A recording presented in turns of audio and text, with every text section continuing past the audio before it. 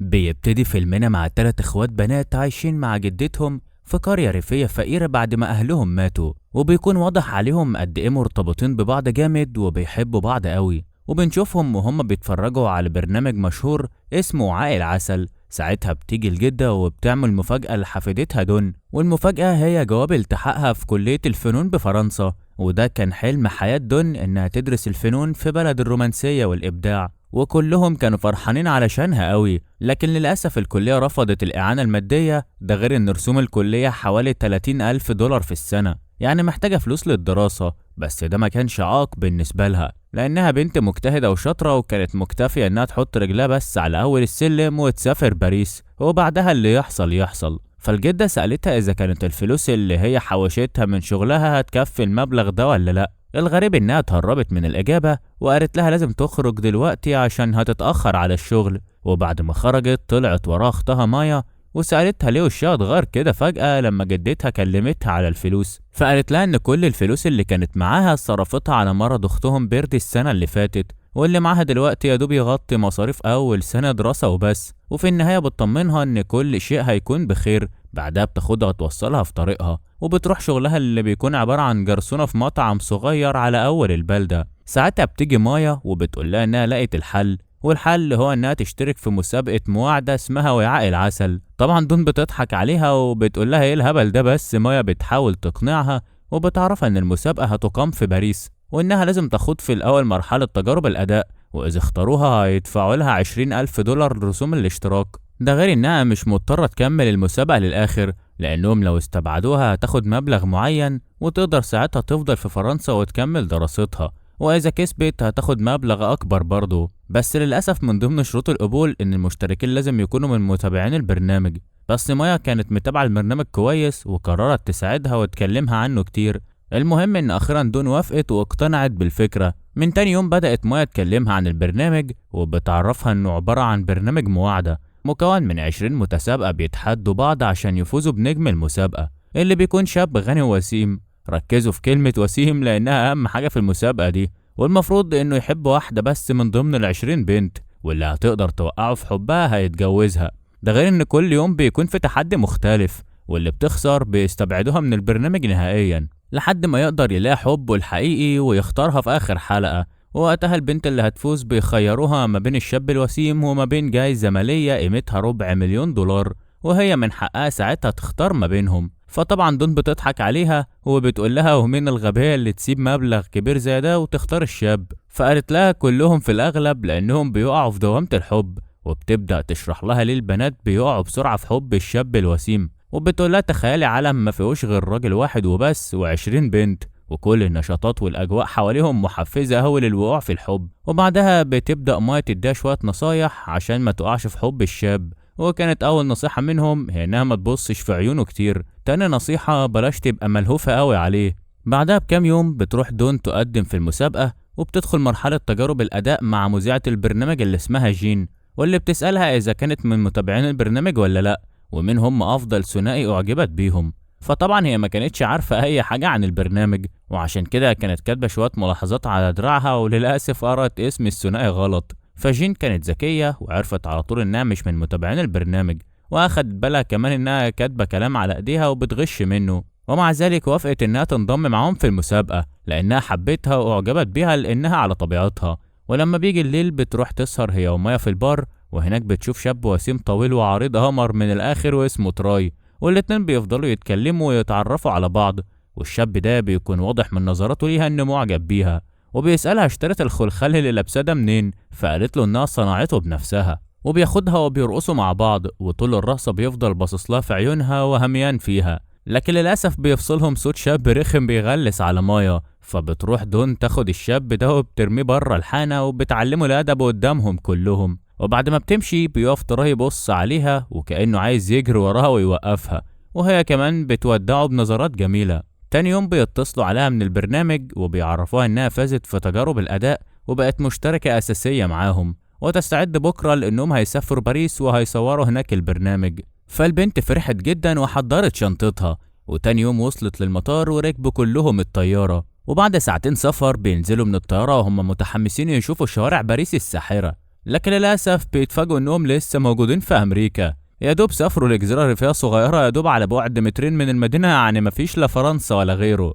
فكلهم بيتصدموا، بالأخص دون اللي كانت مسافرة عشان تحقق حلمها، وبما إن ده ما حصلش يبقى مفيش داعي للمسابقة أصلا، وعشان كده كانت عايزة تنسحب وترجع بيتها. فكاي مدير ومخرج البرنامج عرفها لو انسحبت مش هتقدر تكسب فلوس الاشتراك، وبكده مفيش قدامها حل غير انها تستنى لما النجم الاساسي اللي الشاب الوسيم يستبعدها من المسابقة. فاضطرت ترجع عشان بس تاخد فلوس الاشتراك وتسافر بيها، اما موضوع الفوز ما بقاش فارق معاها. بعدها بياخدهم للمزرعة اللي بتكون جميلة جدا اسمها الخلخال الفضي، والمزرعة دي اللي هتقام فيها المسابقة، وبيوريهم الفيلا اللي هيقعدوا فيها طول فترة المسابقة، والمفروض ان كل بنتين هيناموا في أوضة واحدة. بعدها بتخرج دون تتمشى شوية في المزرعة، وبتدخل تتفرج على الحصنة في الاسطبل. ساعتها كانت المفاجأة وهي انها بتقابل تراي في الاسطبل، والاتنين لما بيشوفوا بعض بيكونوا مصدومين، وبيقفوا يبصوا لبعض وهم مش مصدقين وفي نفس الوقت فرحانين. والصدمة الأكبر إن لما دون بتسأله أنت بتعمل إيه هنا،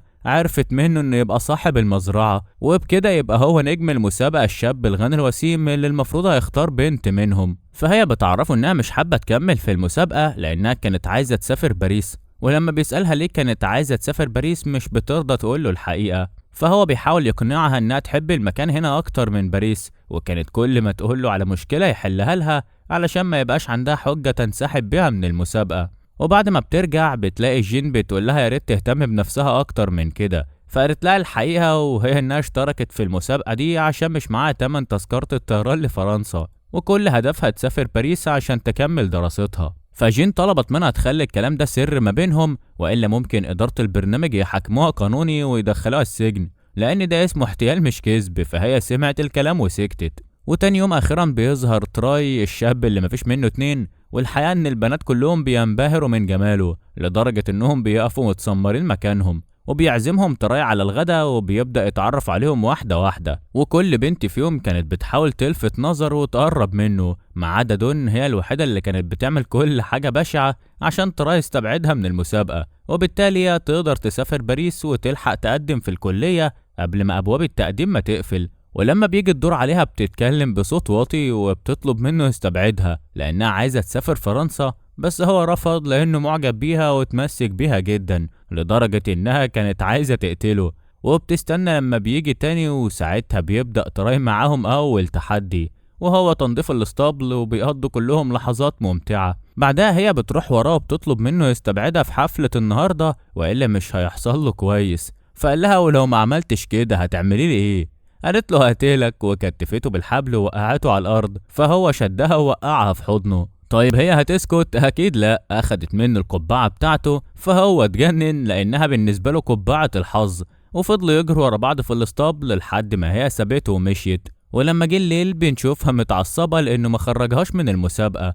وفي الليله اللي بعدها بيبدا تراي تاني تحدي ليهم، واللي كان عبارة عن لعبة السور، واللي هتقدر تفضل أطول وقت ممكن تفوز ب5000 دولار وموعد غرامي مع الأفندي بسلامته. ولما بيبدأ التحدي كلهم بيخسروا ما عدا ليكسي، هي الوحيدة اللي بتكسب لأنها بتكسب بطريقة معينة ما ينفعش نقولها هنا عشان كمشاهد يعسول. وبتاخد تراي وبيروحوا يسهروا سوا وبينزلوا حمام السباحة، وقتها ليكسي بتحاول تقرب منه وتوقعه في حبها، أما دون فكانت هتموت من الغيرة وفضلت تقرب منهم وتراقبهم من بعيد لحد ما هوب وقعت في حمام السباحة وشكلها كان مسخرة. وفي اليوم اللي بعده بيبدأوا تحدي جديد، والتحدي كان اللي هتقدر تصيب الفاس في نقط الهدف هتفوز ب10,000 دولار وهيتغدوا سوا، وكمان هيحضروا الغدا مع بعض من خضروات مزارعنا طازة وفريش وما تفرفش. والمرة دي دون هي اللي بتقدر تفوز.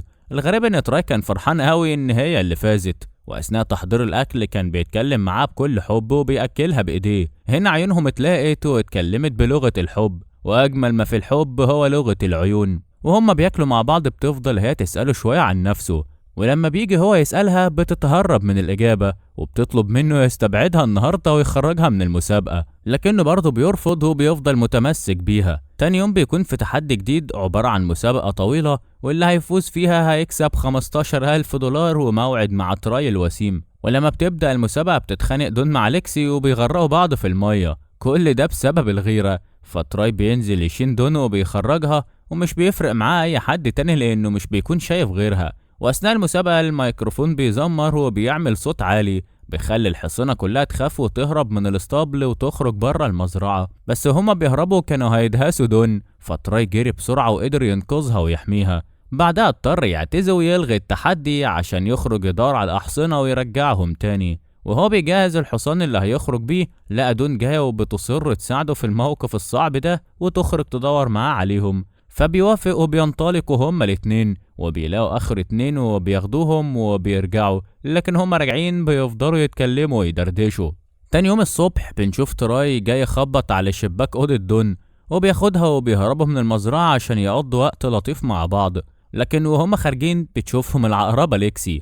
أما دون فكانت فرحانة إنها أخيرا هتقدر تقضي وقت ممتع معاه بعيد عن التصوير والكاميرات، وبتسأله هتاخدني فين؟ قال لها دي مفاجأة، وأخدها لعند الشط، وده مكان سر محدش يعرفه غير تراي وبس، وبيعتبره مكانه المفضل. وهناك بيقول لها إنه لما شافها أول مرة في البار أعجب بيها جدا، وراح تاني يوم يسهر في البار على أمل إنه يلاقيها ويتعرف عليها، لكنه ملقاهاش موجودة. وفي النهاية بيعترفوا البعض بحبهم، وبيسألها هل هي لسه مصرة تخرج من المسابقة، فقالت له الأول كانت عايزة لكن دلوقتي لأ. في الوقت ده كانت الشريرة ليكسي دخلت أوضتها وسرقت شنطتها، وبعد ما دورت فيها لقت جواب الالتحاق من جامعة فرنسا، فعرفت السبب اللي خلاها انضمت للمسابقة وضحكت ضحكة خبيثة شكلها كده ناوية على نية سودا. وبنروح تاني لدون وتراي وبنشوفهم وهم راجعين من عند الشط، وهو بيقترح عليها ياخدها يزوروا عيلتها على السريع ويبقوا يرجعوا تاني، فأخدته ودخلوا المستودع، وهناك شاف تحفة فنية منحوتة على شكل سلم من النحاس وفيه تفاحة ذهبية، والجميل إن هي اللي نحتت السلم ده. ولما سألها ايه التفاحة دي قالت له دي الحلم المستحيل، فسألها ايه حلمك، مرضيتش تقول له ان حلمها تسافر وتدرس في فرنسا لانها خافت تخسره. هنا هو بيقترح عليها بعد الحلقة الأخيرة من البرنامج اللي هتكون في باريس يقضوا أسبوعين في فرنسا، وبعدها يبقوا يرجعوا تاني لتكساس ويشوفوا علاقتهم هيبقى شكلها عامل ازاي. فجأة الجدة دخلت عليهم وهي رافعة عليهم البندقية لأنها كانت مفكراهم حرامية، فدون قدرت تهديها شوية ودخلوا كلهم يحضروا الفطار مع بعض. وكانت الجدة هتعك الدنيا وهتسألها عن الكلية، لكن دون قدرت تغلوش عليها بالكلام وطلبت منه يخرج يلم البيض من حظيرة الطيور. وبعد ما خرج فهمتهم ما يتكلموش قدامه عن موضوع الكلية ده خالص لأنه لسه مش عارف أي حاجة. وبعد ما بيرجعوا بتكون ليكسي مستنيهم على نار وما بتصدق تشوف تراي وبتاخده تكلمه على جنب، تفتكروا هتقوله ايه؟ ولما بيجي الليل بيكون خلص التحدي والمفروض انه يختار ما بين حبيبته وما بين ليكسي، وبعد تردد منه اختار ليكسي، ودي كانت صدمة لدون وللجميع لان الكل شايف حبهم ونظراتهم لبعض. فدون انهارت وما كانتش مصدقة ان تراي اختار يبعد عنها، فقربت منه وسألته والدموع مالية عينيها ليه عملت كده. رد عليها بكل قسوة وعصبية مش ده اللي انت كنت عايزاه، وسابها ومشي. وبكده عرفنا ان الشيطانة ليكسي قالت له الحقيقة. فالبنت سابت المزرعة ورجعت بيت أهلها وهي قلبها مكسور وطول الوقت حزينة وبتعيط، والحقيقة إن هو كمان كان مجروح أكتر منها وطول الوقت كان بيفكر فيها. وبعد حوالي أسبوع بتسافر دون لفرنسا وبتدخل الكلية وبتبدأ دراستها، وبالصدفة بتروح لها جين وبتعرفهم إن تراي موجود هو كمان هنا في فرنسا لأن ميعاد الحلقة الأخيرة النهاردة بالليل، وبتطلب منها تحضر الحلقة الأخيرة وتحاول ترجع لحبيبها تراي قبل ما تخسره للأبد. أي نعم هي في الأول كانت رافضة الفكرة، لكن لما بيجي الليل بنلاقيها بتقتحم عليهم موقع التصوير وبتعترف له بالحقيقة كلها، وهي إنها فعلا دخلت المسابقة عشان الفلوس، بس كل ده قبل ما تحبه. فقال لها إنها المفروض كانت تقول له الحقيقة من الأول، وهو ساعتها كان هيحاول يساعدها وبيرفض يسامحها. فالبنت بتتصدم فيه وبتخرج من الموقع وهي منهارة. بعدها جين بتروح له وبتقول له إن دون خاطرت بكل الفلوس اللي معاها ورجعت للبرنامج المبلغ اللي أخدته من المسابقة عشان بس تقابله وتقول له الحقيقة. فهو خاف عليها عشان عارف إن المبلغ ده فلوس كليتها ومش معاها غيرهم، وبسرعة جري وراها وسألها ليه تخلت عن الفلوس، فقالت له لأنك أنت كمان أصبحت حلمي وهدفي اللي بتمنى أوصله. فبيسامحها وبيرجعوا لبعض تاني، واتفق معاها تختار الفلوس بدل ما تختاره هو لأن بالفلوس دي هتقدر تكمل بيها دراستها. فعملت فعلا زي ما هو قال لها واختارت الذهب، واتفقوا كمان انه هيفضل معاه في باريس طول فترة الدراسة وهيبقوا يرجعوا سوا لتكساس. وبيخلص الفيلم على مشهد رومانسي مفيش بعد كده. سلام.